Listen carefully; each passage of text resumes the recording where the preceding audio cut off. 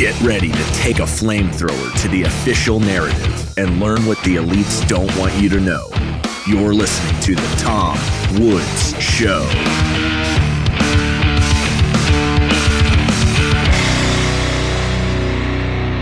Hey everybody, Tom Woods here. It's episode 2667 of The Tom Woods Show, and we have by far the most underrated thinker in the libertarian world. Not even close. Not even close.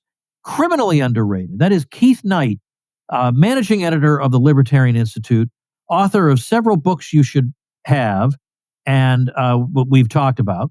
And just, I mean, when you get him talking about things that he's looked into, boy, has he ever looked into them.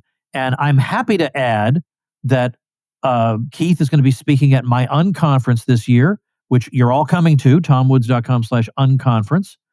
And that is taking place September 12th and 13th in Orlando. And Orlando's a fun place to visit, as you know, and you get to hang out with me for a weekend.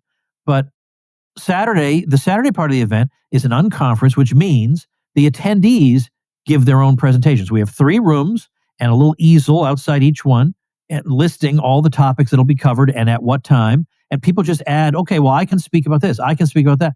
And the topics, I mean, it's health, it's physical fitness, it's finance and investing and taxes and relocation and and parenting and how to make teaching math to homeschoolers easier. Everything in the world, but it's all practical. It's no theorizing about, well, what would we do about cannibalism in a libertarian world if the person wanted to be eaten? We don't talk about any of that stuff. We just practical stuff. And Keith is actually going to be one of our actual non-unconference speakers. He's going to be a traditional conference speaker on the Friday night. And he's going to speak on not about all the things we're going to talk about in this episode, which are all very important about history and historical revisionism. But what are you going to talk about instead, Keith?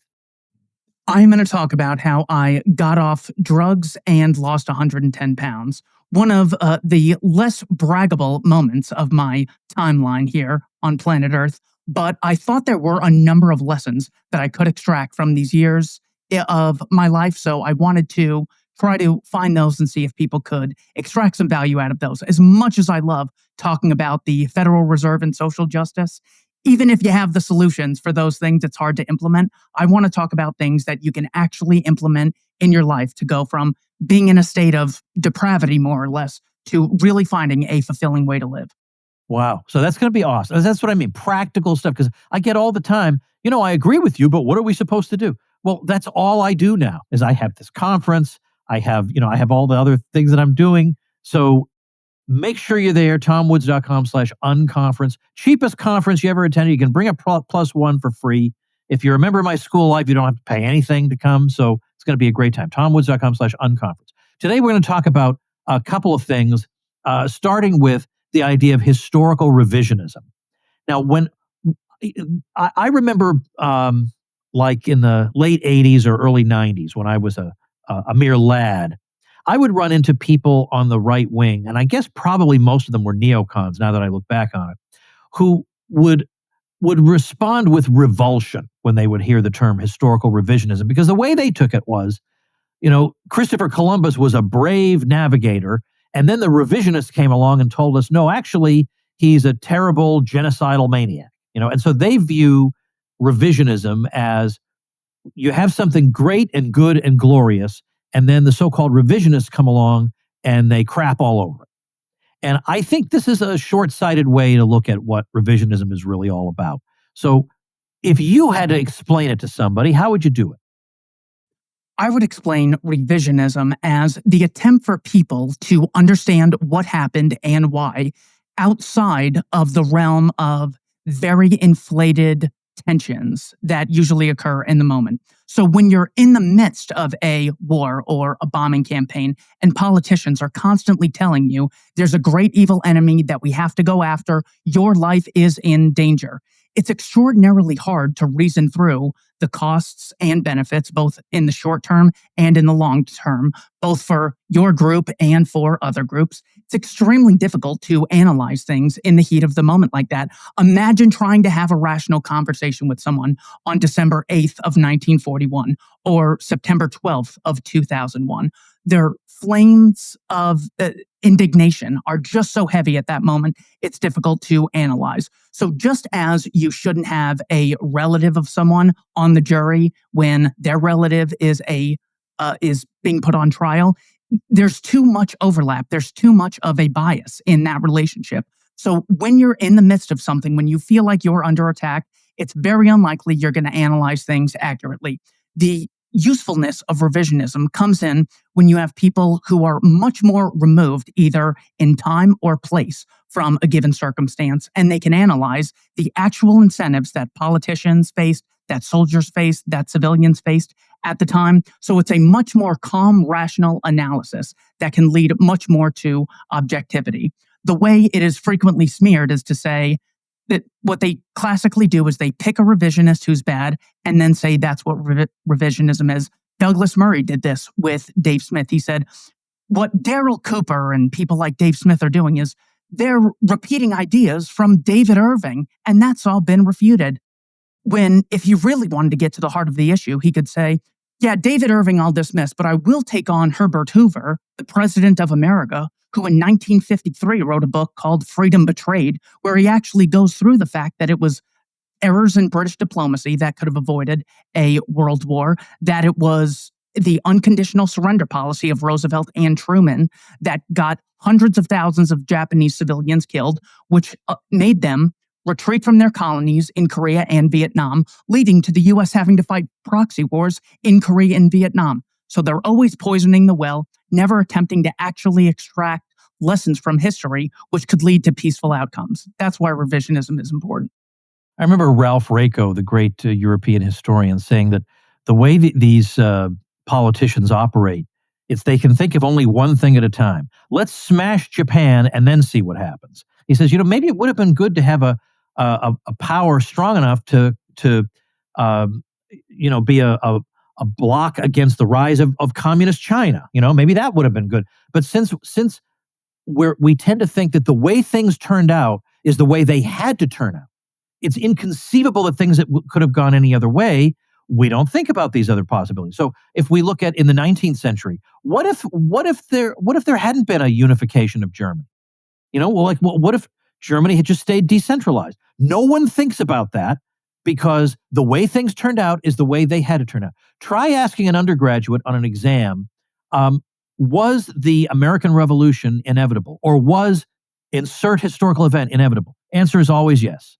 Always yes. Now that's partly because the kid is playing it safe because he's not sure what you want him to say, so he figures I can't go wrong by saying since it did happen, maybe it was bound to happen. But that makes it impossible for us to think in productive new ways. Now maybe it'll turn out that the way we interpreted a really, really important, significant event in history, maybe we got it exactly right the first time through, and revising it's a waste of time. Okay, but I don't think that's a waste of time. Maybe you deepen your knowledge of it. It's not actually going to be a waste of time. But chances are you didn't get it that way. And also we should remember that, sometimes, or I would say most of the time, but think of it this way. Norm Macdonald has this great line where he says, it says here in this history book that the good guys won all the wars. What are the odds? And stop and think about that. Like, that's a really profound observation. The good guys always won. How about that? Is that a lot of times there are villains who are just flat out villains and you got to crush them. But more often than that, there are shades of gray. This side has a point. That side has a point. Let's be reasonable here. What would be the odds that all the good guys are in America? Rah, rah, rah, herp, derp, America, rah, rah, rah. That kind of midwit 98 IQ, I refuse to appeal to that. I refuse. My life would be a lot easier if I did, and I could have a political career if I was willing to do that, but I'm not. Chances are it's more likely that, maybe we could have worked this out if we had been willing to concede X and you had been willing to concede Y. After World War I, some of the revisionists who were saying, I think World War I might have been a little more complicated than it was all Germany's fault. It just sounds boomer even to say that. And they were saying, at the time, one of the things we need to do from now on is go and look at the history textbooks that are in our classrooms, because we realize that in these textbooks, we have all these terrible stereotypes about each other, and people are being taught this in class. Like, this isn't going to contribute to world peace. We got to knock this off. Instead of doubling down and saying, we'll teach what we want to teach about them gooks or whatever. They said, this is just inhumane. Let's be reasonable here, not assume that one country is the font of all virtue and all the villains are spread out among the rest of the world. I mean, really, it's childish to think any other way. And I'll tell you, when I was 15 years old, that is the way I thought. Rah, rah, rah, America, go America. I get that. When you're 15, that is the way you think. But what's embarrassing is that we have grown men who call themselves neocons who are still in that mentality. One of the things that's important to realize is what politicians are asking of the population when it comes to warfare. The stakes are extraordinarily high. They're asking you not just to buy Liberty funds, usually. They're asking the population to send their sons off to a foreign nation that they've most likely never been to, in a land where they don't necessarily speak the language. They're asking them to potentially get their limbs blown off, get post-traumatic stress disorder, and die. America entered the First World War much later than Britain and still lost 116,000 men. This is not just an American thing. I think the Russians lost 1.8 million between 1914 and 1917, the French losing 1.3 million people.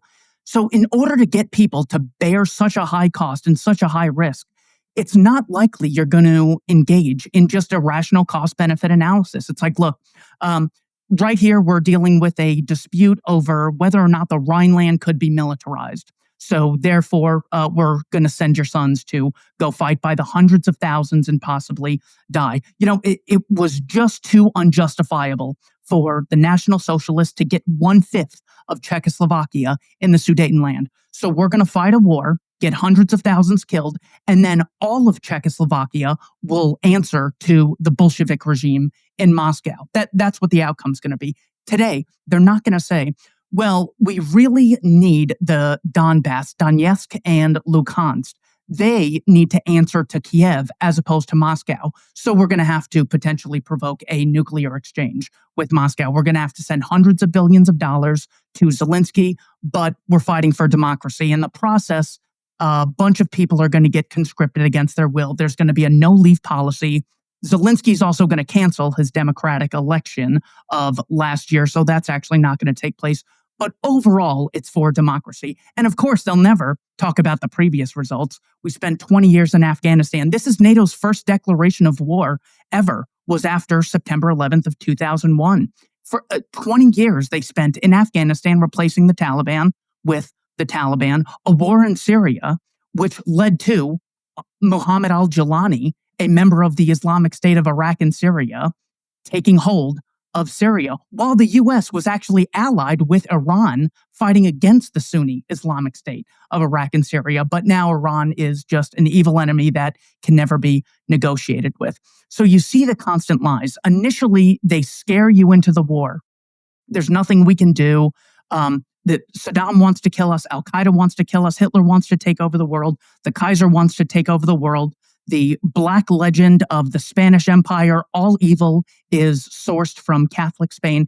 They scare you into this. And then afterwards, they try and say it was for humanitarian reasons. So to get you to bear the big risk, they have to scare you. You're going to die. Your freedoms are threatened. And then afterwards, it's, well, we're actually spreading women's rights in Afghanistan. Well, we're actually bringing democracy to Iraq. Well, we're actually bringing democracy and stabilizing it in Ukraine. Victoria Nuland actually said in December of 2013 that we Americans, through USAID, through foreign aid, December of 2013, she said this, we spent $5 billion in order to ensure a secure and prosperous Ukraine. Starting in 2014, after the coup against Yanukovych, Arseniy Yatsenyuk was appointed prime minister or president, beginning the 7-year semi-war in the Donbass region, then leading to Russia's invasion of Ukraine. So with all of this material, it's vitally important. With all the mass death, there's such a high cost, you would think, going over the material again and seeing if there were potential ways out of things. You'd think that would be beneficial, but instead the Douglas Murrays and Ben Shapiro's just would far prefer to compare us to David Irving. It's like, no, I promise my actual motive is so I don't get killed, my family members don't die, and there's not mass death that we end up funding. Hey everybody, if you're a business owner or run a team in a large company and you want to stop paying high prices for software, regain your digital sovereignty, and want software that's flexible, you need to use Federated Computer. Federated Computer provides all the software you need for your business or team without the high prices, no creepy data collection, and total flexibility to use your software for your business goals. What's more, a typical Federated Computer customer saves $300 per month per employee. With Federated Computer, you get email, calendar, groupware, file management, Office 365 documents, spreadsheets, presentations, video conferencing, group chat, CRM, databases, appointment management, and so much more. They don't charge by the user. Instead, you pay a single low monthly price for your business. How does $120 per month for your whole business sound? And that's for everything. Tom Woods Show listeners have been saving big using Federated Computer. A dental practice reduced its monthly software costs by $7,000 per month. A construction firm saved so much money, they were able to hire a salesperson to increase sales.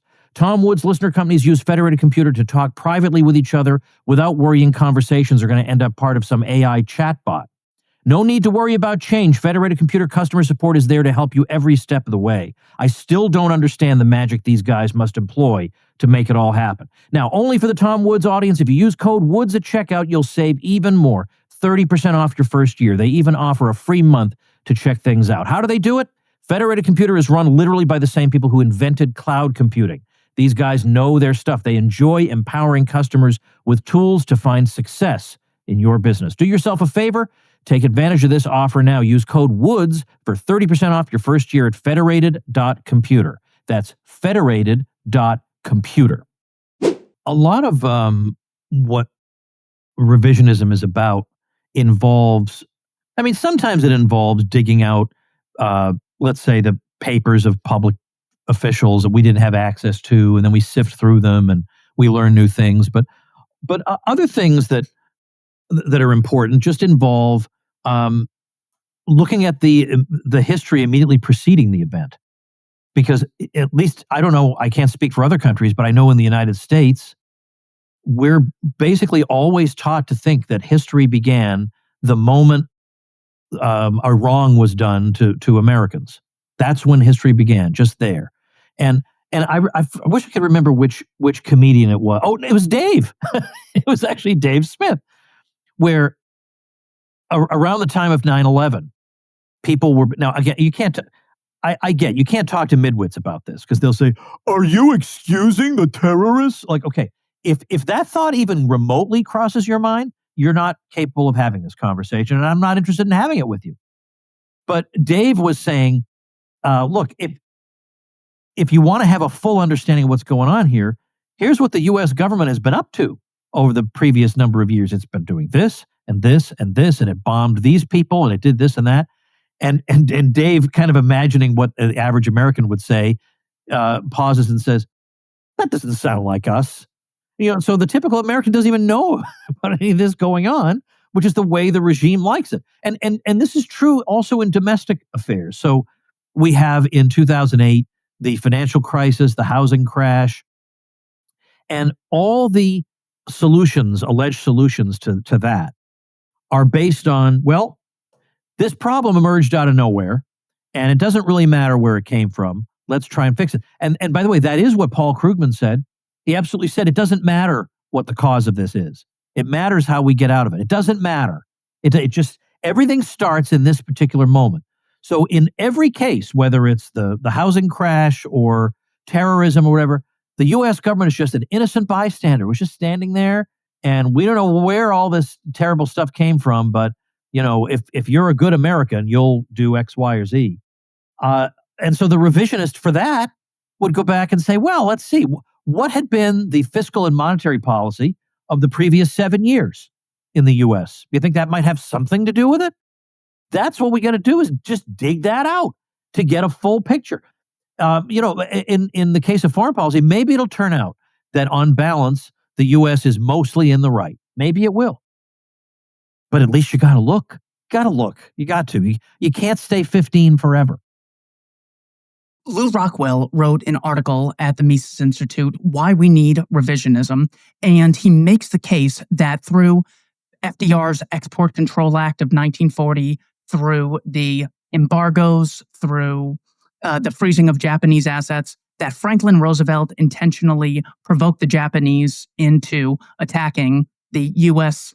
I don't even know if you'd call it a colony. Hawaii was not a state until 1959, but a U.S. base. So, in other words, the provocation is vitally important because you're getting to the heart of the motive. It is in no way excusing anything. Just as if someone's spouse, died mysteriously, you'd really want to interview, knowing it's statistically most likely the other spouse, you'd want to interview them even if they were the murderer. It's important to interview Jeffrey Dahmer and John Wayne Gacy and Ted Bundy to get inside the minds of these people. Because if you genuinely care about stopping these things in the future, you have to understand the source of them. So the importance of knowing whether or not something was provoked, as Scott Horton titled his most recent book, Provoked, How Washington Started the Cold War with Russia and the Catastrophe in Ukraine. If something is unprovoked, well, then you're dealing with a crazy, psychotic enemy that can't be reasoned with, that can't be negotiated with. We just have to start dropping the bombs. People have to start dying. There's no negotiating with these people.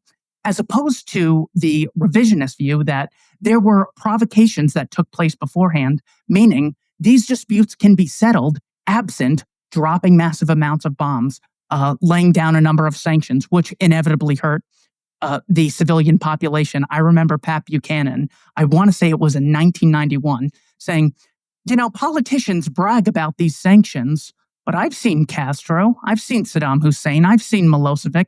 They look well-fed to me. In other words, you end up hurting the very people you pretend to be defending with these grandiose foreign policy objectives. One of the most obvious cases would be, this is another case of, the experts know what they're doing. The Gulf of Tonkin resolution passed the United States House 416 votes to 0, and the United States Senate 88 votes to 2. This was authorizing military action in Vietnam as a causal result of, I believe it was the USS Maddox that they thought was attacked by Hanoi, by North Vietnam. So the Secretary of Defense, Robert McNamara, in the 1990s, went to Vietnam and met with the North Vietnamese generals at the time. And he wrote about this in a book titled Argument Without End, where he goes through the discussions that they had. According to the Secretary of Defense, Robert McNamara, someone in a position to know what he's actually talking about, he had conversations with these people, and it turns out there was no direct order from Hanoi to start attacking U.S. ships that were like 40 miles off the coast of Vietnam. This Vietnam authorization led to something like 57,000 American deaths, tons of PSD, Vietnam syndrome, as Bush Sr. called it, where people were a little hazy to get into military conflicts in the future, not to mention the death of between 2 and 3 million citizens in Vietnam, Laos, and Cambodia. So this is an actual example of, look, this is an attack that most likely never took place, or McNamara says, even if it did take place, the North Vietnamese military was so decentralized, it was most likely a rogue attacker as opposed to someone answering to Ho Chi Minh. So he said that that was vitally important. And the Krugman example is just too ridiculous. Krugman wrote an article titled 50 Herbert Hoovers. This was right after the 2008 recession. And the implication, he gets so close to it, I consider it lying by omission because I know exactly what he's doing, but he gets so close to saying Herbert Hoover was a sit-on-your-hands, laissez-faire, economic isolationist. And that's what people are practicing today. Well, if you don't believe in revisionism, then you have to accept that. Hoover was basically Adam Smith of the 1930s and didn't do much. Or you could engage in revisionism and say, all right, so what was government spending as a percentage of GDP in 1929 when Herbert Hoover took office, and where was it in 1933? According to Krugman, what we should see is year after year, deregulation, drastic decreases in spending. Turns out there was a Smoot-Hawley tariff that increased taxes. There was an increase in the income tax. There were farm boards that were appointed. There was a 40% increase in government spending in relation to GDP. So both foreign and domestic, they have these lies that they love engaging in. The general premise seems to be that the lessons from history are that you can't trust the voluntary sector. There's not enough centralization. There's not enough experts. There's not enough coercion in society.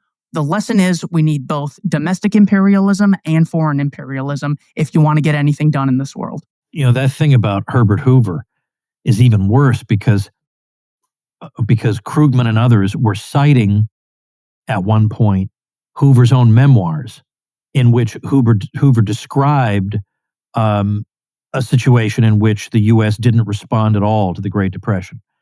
But then the very next facing page, he says, now we could have done nothing, but instead we launched the most revolutionary approach to depression management that's ever been seen in the history of the Republic. And they leave that part out. So that's not like they didn't notice that was on the page. That was a deliberate attempt to mislead people into thinking, well, you had stupid old Herbert Hoover, which I know a lot of people still believe this. You have stupid old Herbert Hoover who didn't do anything. And so now we all know, all right-thinking people understand that FDR was right to come in with this big activist policy. But it's like the evidence is just staring you in the face and they won't, they just won't acknowledge it. So, this matter of revisionism, you mentioned Douglas Murray, I think is on people's minds mostly because of the discussion of Winston Churchill that came up in the context of a Darryl Cooper interview some time ago. And so now that's not allowed because we all know that Winston Churchill was one of the great heroes of Western civilization. And he had his flaws, like anyone, they'll say, but it's wrong to dwell on this. Now, there's a chapter on Churchill in the Pat Buchanan book, Churchill, Hitler, and the Unnecessary War, that's very, very much worth reading. Like, even if you don't make it through that whole book, I'm sure you'll agree with me, Keith, that chapter on Churchill is very, very much worth reading. But I would say also that learning that Tucker Carlson had done this interview with the president of Iran has also kind of, because I think they would say that this is revisionism as it's happening. The revisionism about Churchill that came about years later, that's one thing. But now, by giving voice to the head of a regime that chants death to America, well, that just shows the perversity and anti-Americanism of the whole thing. This is revisionism as it's actually happening. And I would say in parentheses, one of the great things about the internet has been that we didn't have to wait years and years later to get the truth about the war in Iraq in 2003. For anybody who cared to learn what the truth was, it was coming out as those events were occurring. And that's one of the gifts of the internet, is that even if you can't stop the barbarity, you can detect and reveal the lies as they are occurring. Times it's a matter of alternative facts. You know some things that are just actively not discussed by the corporate press, where they're cherry picking certain information. Other times it's just not being able to analyze information that's right in front of your face. So this is what Trump said the other day. He was speaking at the NATO conference. So it's not like we're citing some backroom deal where he allegedly said this according to a tertiary source. Trump said at the NATO conference, you saw that there were 14 missiles shot at us the other day, and they, Iran, were very nice. They gave us warning. They said, we're going to shoot them. Is 1 o'clock okay? We said, it's fine. And everybody was emptied off the bases, so they couldn't get hurt except for the gunners. So since 9/11, since this whole war on terror thing, I have been told by the psychopath class that Iran is just hell-bent on massive U.S. death, massive Israeli death. They just want destruction. They can't be reasoned with because they too want to die because they're waiting for the 12th imam to come about, and that can only happen through mass destruction.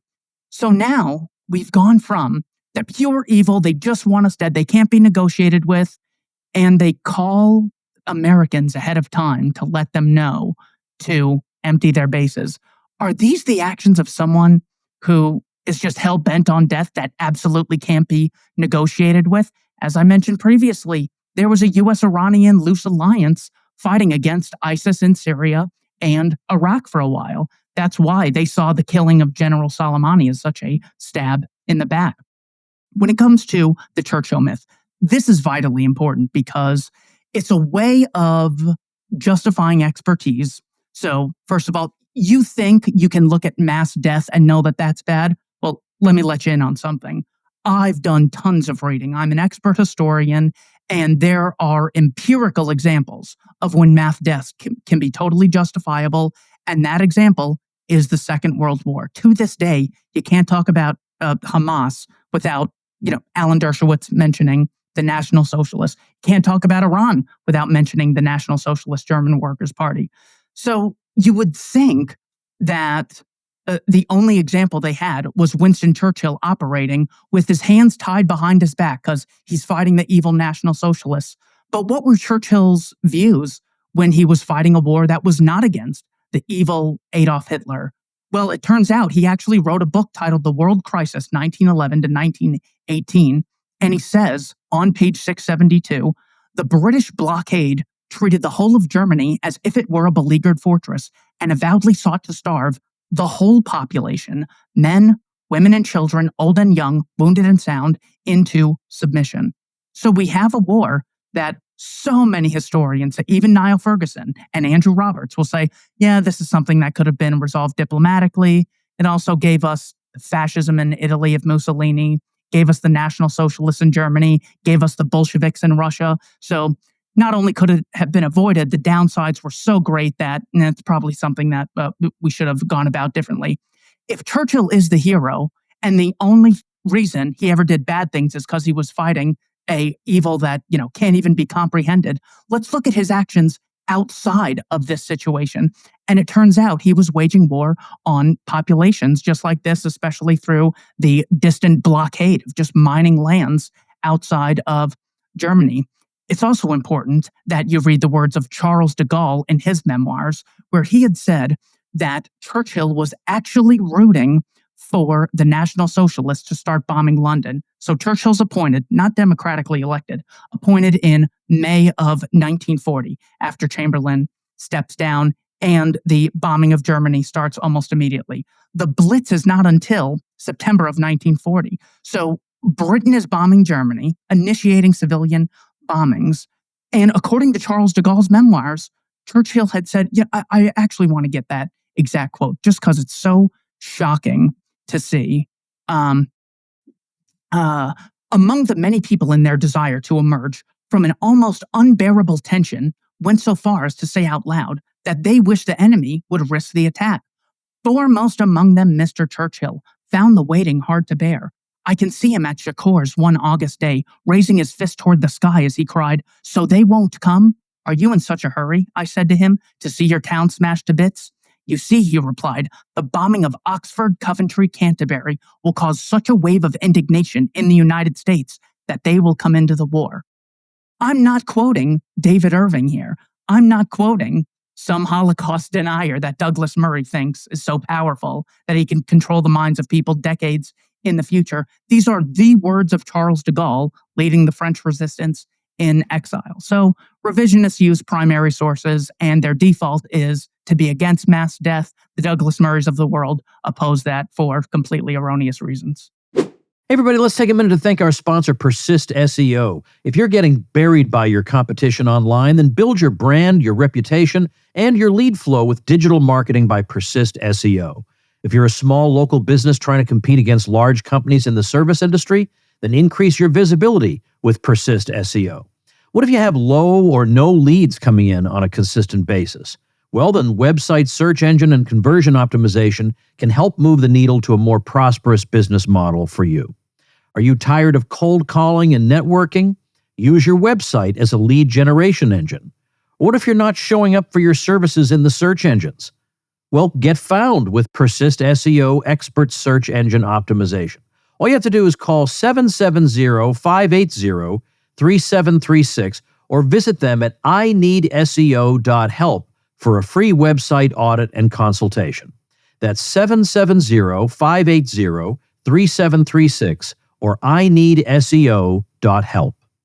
I can't help asking you about something that you were involved in not long ago, because I got you here and I'm curious. So you were involved in a debate related to this USAID program, and it was with people our listeners would have heard of. Can you tell me what the nature of that debate was and how it came out? This was a zero hedge debate that was between Mike Benz, I forget his former title, but he's been on Joe Rogan's show and Tucker Carlson's show, making the case against the existence of USAID multiple times. He's very well liked in those comment sections. The other person was Cenk Uygur, founder of the Young Turks. Billions of views on YouTube videos going back to, I want to say, like 2004. Cenk has been doing this. So Zero Hedge set it up. They wanted one critical reformist, who was Mike Benz, a foreign aid abolitionist, myself, and then Cenk Uygur, who was a little skeptical about certain portions of foreign aid, but ultimately thought it was something that we reap a great deal of benefits from and improves our image in the world. So how do you get involved in this? The organizer of the debate wanted someone to challenge both of them and make the case that all foreign aid should be abolished. It seemed like they hadn't really put someone in the forefront who had made this case. They had Dave and Scott on before, making cases about certain aspects of foreign aid or foreign policy in general, but they specifically wanted me to make the case that foreign aid should be abolished. It's in not only America's interest, but the unintended consequences overseas also give us reason to oppose U.S. foreign aid. How do you make that case? Now, are you trying to make that case? Are you trying to go on there and say, here's the pure libertarian case and I'm sticking by it? Or are you trying to express it in such a way as to appeal to the likely audience of a debate like that, which is going to have some left, some right people? Whenever I'm talking to audiences like this, I assume there's no libertarians in the crowd. So my case was based on it's in America's interest. There are utilitarian arguments. There's deontological arguments. I knew that Mike Benz would have so much inside baseball on the atrocities committed under the guise of the U.S. supplying foreign aid to other countries. Under the guise of helping, they actually hurt. Who could have ever thought that domestic welfare and foreign welfare fell to the same conclusion?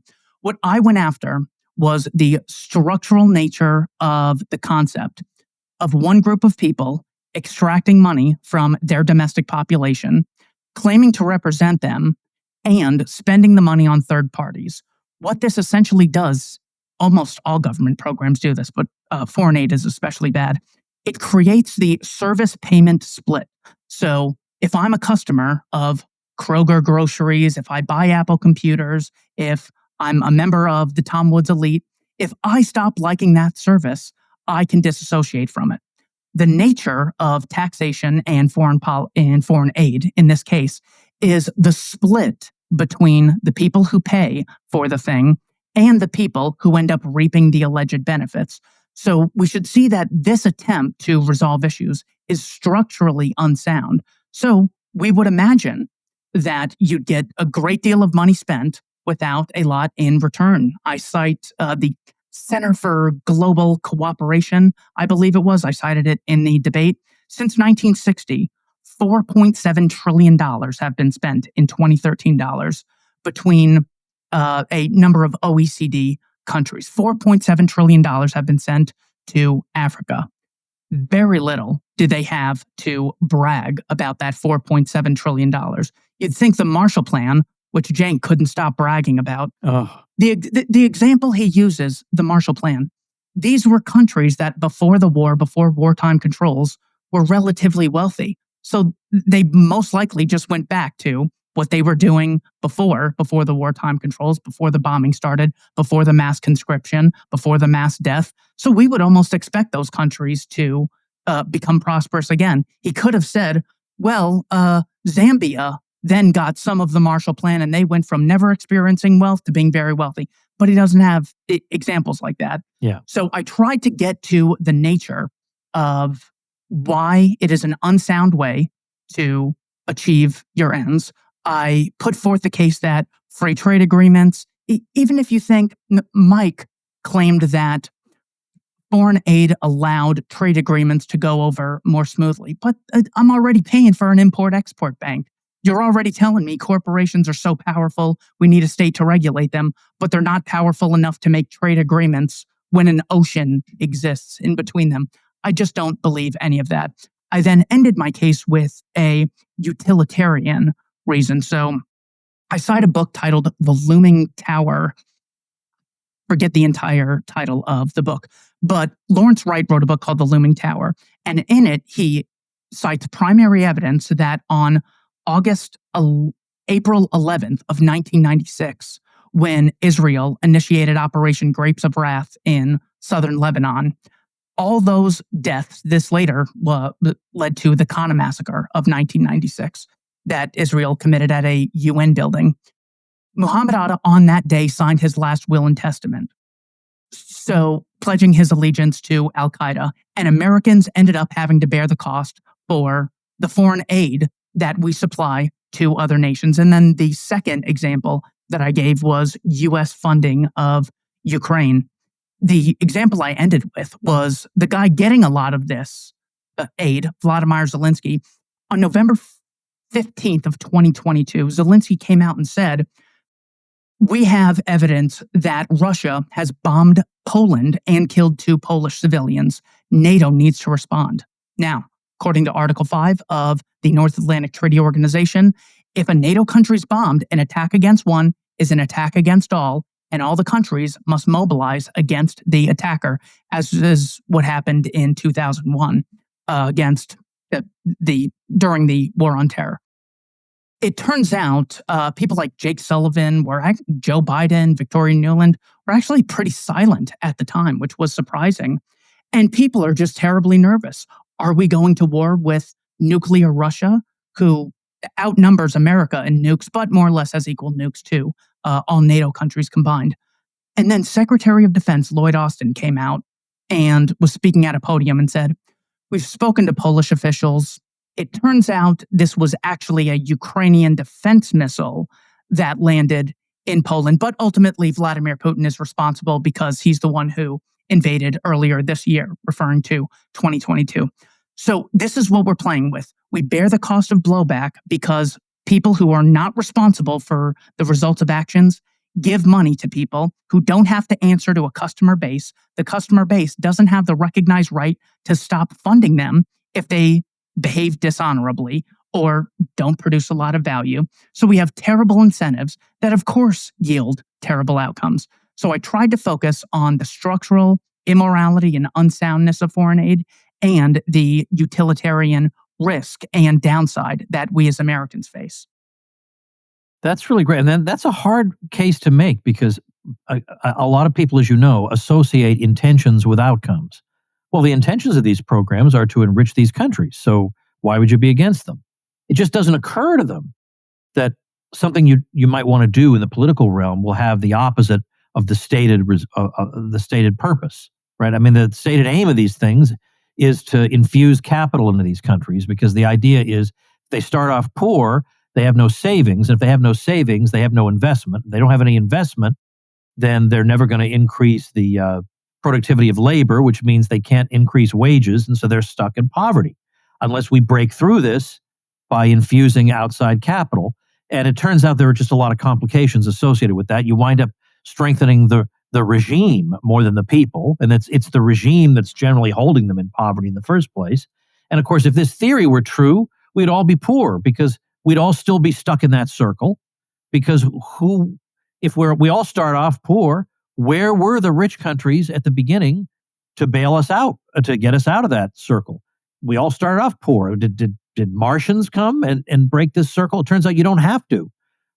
You do it by, the following the model of what every successful country has done. You have private property, you have, all the institutional factors you need. Once you have those, that's it. I mean, you don't need PhDs from the West. Oh, that's the last thing you need. Going to the third world, telling them what they learned in their sociology class. That's the last thing you need. Just do what the successful countries have done. So, did you get a chance to talk to Mike at all?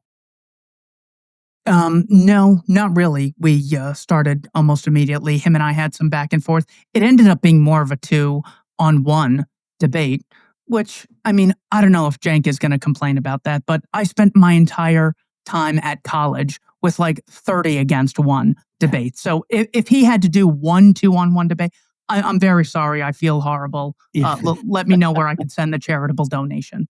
But Mike and I got along very well during the debate, and we follow each other on X. So I really appreciate all of the material that he has put forth. Yeah. He seems like a smart guy. Yeah, he seems like he came out of nowhere, and he's got all this knowledge. So I'm glad we have Keith Knight out there, spreading the good word and sticking to his guns and taking the hardcore, hardline position, which happens to be correct and the most humane position, after all. Are you, by any chance, are you working on anything these days, book-wise? Yes, I am, and I don't want to call this chicken before it hatches. Okay. But yeah, I'm working on a third one. Okay. Would you tell me privately if I promise not to tell anybody? No, of course I will. Okay. Yeah. All right, good. What's the best website? Libertarianinstitute.org? Yes, absolutely. Okay. Libertarianinstitute.org. That's where Scott Horton and I are creating a free educational archive of everything libertarianism, from minimum wage to antitrust to the war in Syria. That's where you can find us. Okay, excellent. Libertarianinstitute.org.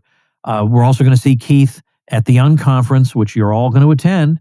This will be, I guess, the 4th conference I've held, and everybody loves them. I mean, I have never seen people at an event happier. Maybe my crews, they're happier, but who wouldn't be happy, in that setting? But you're just going to love it. TomWoods.com/unconference. Come hear Keith deliver a talk on a topic I tend to doubt he's spoken on in public before. Am I right? Correct. Okay. But on something that is, again, it's not the same old. It is more on how can we live a better life, not just how much knowledge can we memorize, but how can we live prosperous and fulfilling lives under, politically challenging circumstances. So, Keith, always great to talk to you. Thanks so much. Thank you for having me, Tom. And remember, everybody, we're celebrating Ron Paul's 90th birthday at a big barbecue celebration in Lake Jackson. It's going to be hot, which is why we're doing it indoors. August 9th here in 2025. It'll be a great time. I'll be there. But more importantly, a ton of people you're going to remember from the old Ron Paul Revolution days are going to be there celebrating the great man. So I hope you'll make a special effort to join us for that. The website is ronpaulbbq.com. Thanks for listening, everybody. Make yourself and those you love less vulnerable to the regime, both mentally and physically. Get more forbidden information at tomsfreebooks.com and be sure to subscribe to the show wherever you listen. See you next time.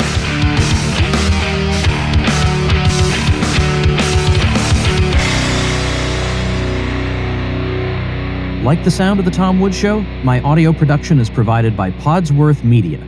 Check them out at podsworth.com.